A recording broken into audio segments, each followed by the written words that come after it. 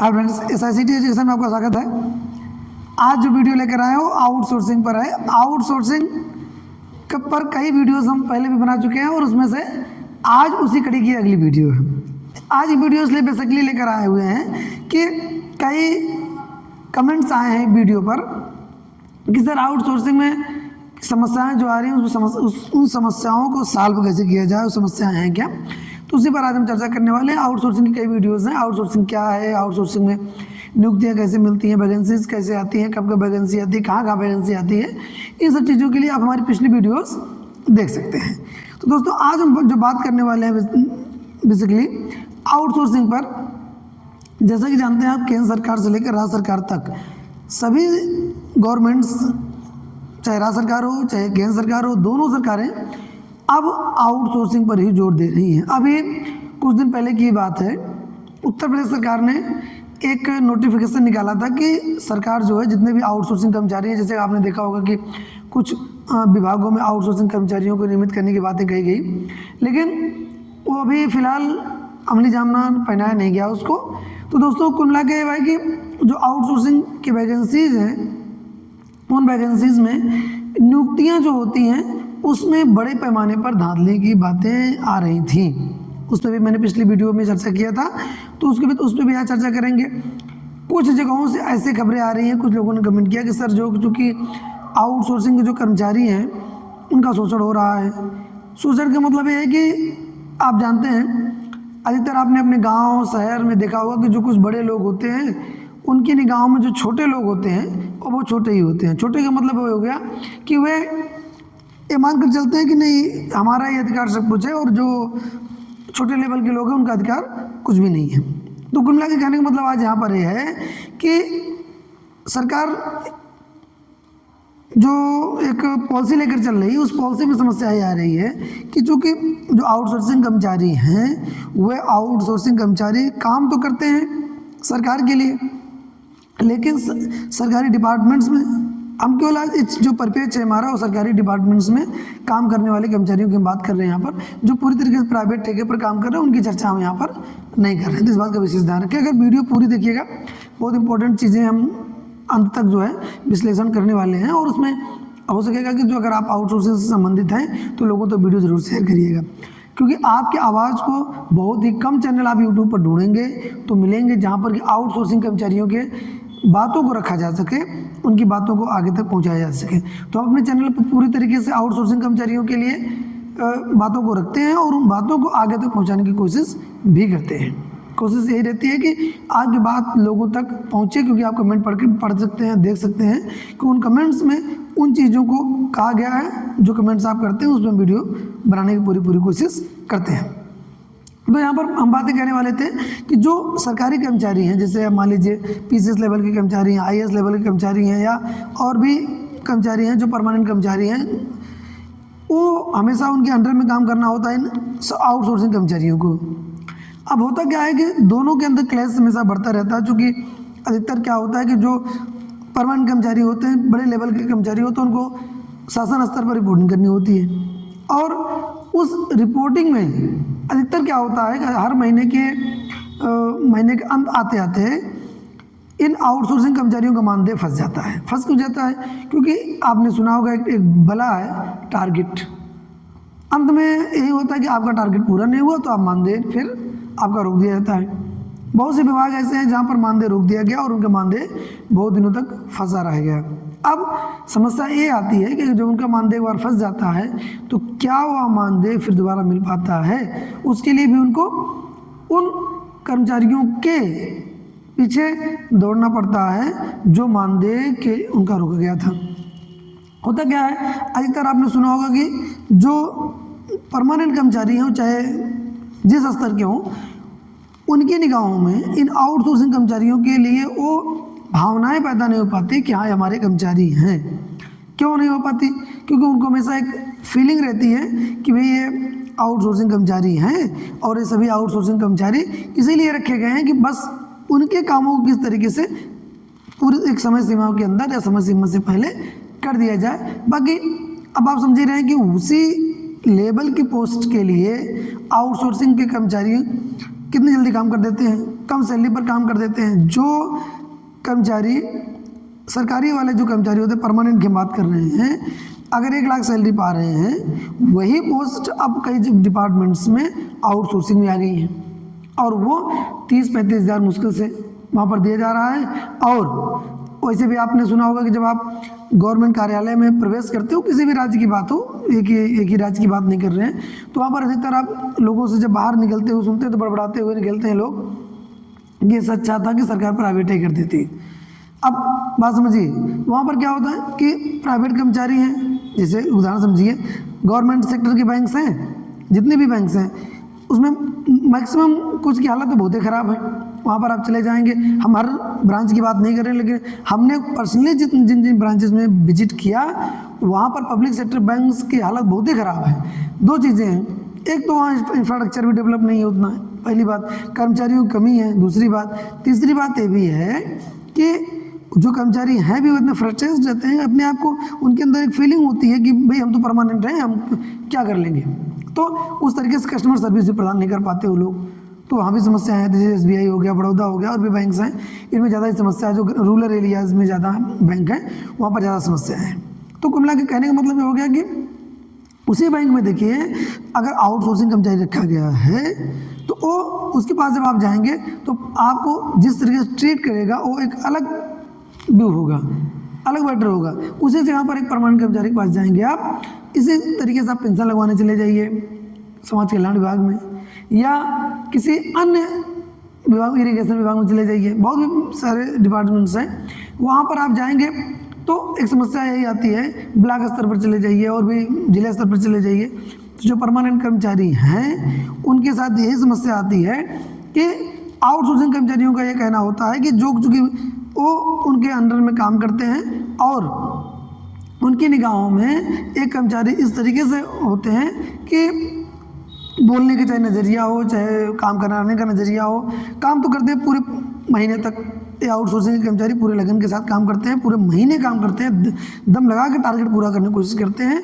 हम सबकी कुछ हो सकते हैं, आप बहुत गहरा करते हो, चलिए मान लेते हैं, लेकिन चूँकि आप समझे रहे कि आउटसोर्सिंग में चीज़ें कितनी तेज़ी के साथ कराई जाती हैं उनसे, ये आप जानते ही होंगे। तो होता क्या है कि जब एक कर्मचारी पूरे महीने भर काम करते हैं और अगर पेरोल इनका जो है उनके साइन से जा रहा है सरकारी कर्मचारियों के, परमानेंट कर्मचारियों के, फिर होता क्या है कि जब अंत में अटेंडेंस बननी होती है, कई लेवल उसमें बन जाते हैं, इन फॉरवर्ड करेंगे, फिर वो फॉरवर्ड करेंगे, फिर अगले स्तर वाले फॉरवर्ड करेंगे, और फिर क्या होता है कि कहीं से फॉरवर्ड होते होते होते कहीं रुक गई। अब पता लगा बेचारा आउटसोर्सिंग कर्मचारी पूरे महीने काम किया, इसलिए क्योंकि एक लिमिटेड सैलरी मिलती है उसको, उतनी सैलरी भी नहीं मिलती। अब वो ये देखता रहता है कि भाई सैलरी मिलेगी तब ये काम करेंगे, सैलरी मिलेगी तो काम करेंगे, क्योंकि उसका वही मानदेय सब कुछ है। लेकिन होता क्या है कि उसको फिर जो परमानेंट कर्मचारी होते हैं फंसा देते हैं। अब फिर वही दौड़ भाग वाली कहानी शुरू होती है। अब कुछ चीज़ों का हम यहाँ पर नहीं कह सकते हैं, अदरवाइज़ जो है उसमें समस्याएं आ सकती हैं। हमारा कहने का मतलब ये है कि सरकार को जो है पूरी तरीके से, जैसे कुछ मॉडल की हम बात करें, जैसे मध्य प्रदेश में है, कुछ डिपार्टमेंट्स ऐसे हैं जो कि शुरू से लेकर अंत तक, यानी हायर लेवल से लेकर लोकल लेवल तक पूरे जो रिपोर्टिंग से लेकर कार्य कराने की जो पद्धति है तो प्राइवेट सेक्टर पे ही है। तो उसमें क्या होता है कि एक प्राइवेट कर्मचारी का दर्द समझता है, फिर वहाँ पर समस्याएं थोड़ा सा कम आती है, वो काम भी करा लेता है और उतनी समस्याएं भी नहीं। जिस तरीके से प्राइवेट कंपनियाँ होती हैं वहाँ पर HR से लेकर उनके ऊपर जो भी ASM या जो भी कर्मचारी होते हैं, या जो लोकल मार्केटिंग एग्जीक्यूटिव होता है वहाँ तक, तो सब प्राइवेट ही होते हैं। तो वहाँ पर सभी एक दूसरे का वो अब समझिए, प्राइवेट कंपनियों में है सैलरी बनाने के लिए कुछ नहीं करना होता, सीधे सीधे HR डिपार्टमेंट में रोज़ की सैलरी अटेंडेंस ली जा रही है, और अंत में क्या किया जाता है, महीने के अंत में सैलरी बना दी गई और सैलरी भेज दी गई, काम खत्म। इतनी सी बात है, जबकि वो काम वही हो रहा है। लेकिन यहाँ क्या है, मान लीजिए कोई ब्लॉक स्तर कर्मचारी है, पहले ब्लॉक पे उसका पेरोल बनेगा, फिर जिला स्तर पर अगर कर्मचारी है, वेरीफायर है, तो वहाँ जाएगा, वहाँ वेरीफाई होगा, फिर हायर लेवल पर अगर कहीं जो रेवेन्यू डिपार्टमेंट है या कोई और डिपार्टमेंट है उसमें से सैलरी जानी है तो वहाँ पर फंस जाएगी। वहाँ पर मतलब हमारा कहने का मतलब है कि एक स्तर पर नहीं होता है, कई स्तर वहाँ पर लगा दिए जाते हैं। अब वो कर्मचारी अगर सॉरी अगर हर स्तर को पार कर पाया तो ठीक, अगर हर स्तर नहीं पार कर पाया तो सैलरी फंस गई। फिर समस्या है उसकी घेर लेंगी। क्यों? फिर क्योंकि अब अगर उसने अब की बार महीने में टारगेट नहीं पूरा किया तो अगले महीने कैसे पूरा कर पाएगा वो, ये भी समस्या है। और वही टारगेट एक गवर्नमेंट का परमानेंट कर्मचारी 6 महीने पूरा नहीं कर पाता, उसके लिए लेटर बनते रहते हैं, चलता रहता है, डिसेंट्री लगती रहती है। लेकिन उसी काम को अगर एक प्राइवेट कर्मचारी जो आउटसोर्सिंग से रखा गया है अगर वो पूरा नहीं करे तो समझ सकते हैं कि क्या हो सकता है, उसकी संविदा समाप्त हो सकती है, उसके खिलाफ लेटर जारी हो सकता है, संविदा समाप्त करने के लिए 3 नोटिस दे दी जाएगी, उसके बाद सीधे सीधे शासन स्तर को लिख दिया जाएगा कि भैया ये काम नहीं कर पा रहे हैं, इनकी ज़रूरत नहीं है। प्रोफेशनल्स रखे जा रहे हैं कई डिपार्टमेंट्स में, अब उन प्रोफेशनल्स से ये अपेक्षा की जाती है जादू की छड़ी हो गए हैं वो प्रोफेशनल्स और ऐसे घुमा देंगे और पूरा काम हो जाएगा। अरे भाई प्रोफेशनल्स हैं, यानी जो रास्ता फैला हुआ है अभी तक उसको प्रोफेशनल किस तरीके से आगे तुरंत सही कर सकते हैं? वो तो उसमें टाइम लगेगा ही लगेगा, ऐसे तो है नहीं कि प्रोफेशनल्स आएंगे और तुरंत उसको सही कर देंगे, ये भी समस्या है। तो कुल मिला के कहने की बात यह है कि जो आउटसोर्सिंग के कर्मचारी हैं उनके मानदेय में बहुत समस्याएं आ रही है। बहुत से लोग कमेंट कर चुके हैं, बहुत से लोगों को फ़ोन आ चुका है, बहुत से लोग कह चुके हैं कि सर पूरे महीने काम करते हैं, अंत में जो जब सैलरी मिलने की बात होती है तो कुछ ना कुछ पैसे उसमें लगा दिया जाता है कि भैया आपका टारगेट पूरा नहीं हुआ और टारगेट पूरा ना होने के कारण आपको सैलरी इस महीने नहीं मिल पाएगी। और फिर वही बातें हुई अभी बहुत दिनों पहले, आपने अगर इंग्लिश से एक चैप्टर रहा है उसे पढ़ा होगा आपने कि एक बहुत बड़े रईस ज़्यादा थे, वो अपने नौकर को कभी जो है अपने बराबर बैठने नहीं दिए। मतलब कहने का मतलब ये हो गया कि वो गाड़ी में नहीं बिठाया क्योंकि वो नौकर है, अगर गाड़ी में बैठ जाता तो उनका लेवल जो है बराबर हो जाता है, इसलिए उनको हमेशा वो अगर गाड़ी से गए तो नौकर को कह दिया गया भैया आप जो है रिक्शे से आओ, ज़्यादा अच्छा है। तो एक लेवल जो है दोनों में वो बटा हुआ है, बटा रह गया और दोनों में एक लेवल बन ही नहीं पाया। यही कारण है कि आज भी इस समय भी सरकारें ना कोई नीति बना पाई आउटसोर्सिंग वालों के लिए कि कोई एक ठोस नीति। और सुनिए, जितने डिपार्टमेंट्स उतने प्रकार के आउटसोर्सिंग के नियम और सारी समस्या। तो यहाँ पर आप समझ सकते हैं कि कई लाख कर्मचारी यूपी अकेले में लगे हैं, 5 लाख से अधिक के तो सूचना हमारे पास है। अब आप समझिए इतनी ज़्यादा संख्या में कर्मचारी अगर आउटसोर्सिंग में लगे हैं तो इनके लिए ना कोई मेडिक्लेम, कुछ कंपनियां जो कि देती हैं चलिए ठीक है, मेडिक्लेम नहीं है, और भी कोई सिक्योरिटी। सबसे ज़्यादा समस्या तो बिजली विभाग के कर्मचारियों की है, जो कि अभी छटनी की बात चल रही थी जो है, अब उसमें आंदोलन वगैरह किए थे।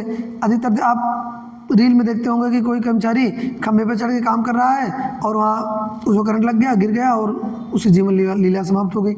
अब उसके लिए कोई प्रोटेक्शन नहीं, वो क्या करेगा? उससे घर वाले अगर मान लीजिए वो अकेला कमाने वाला था उस घर में, तब तो समझ ही सकते हैं कि क्या हो सकता है, क्योंकि वो उससे बीवी बच्चे रोड पर आ जाएंगे, क्योंकि वो इकलौता कमाने वाला था परिवार में। तो कुल मिला के बातें हैं कि इस पर एक ठोस नीति की आवश्यकता है। सरकार ने कई बार कहा कि इस पर हम एक ठोस नीति बनाएंगे।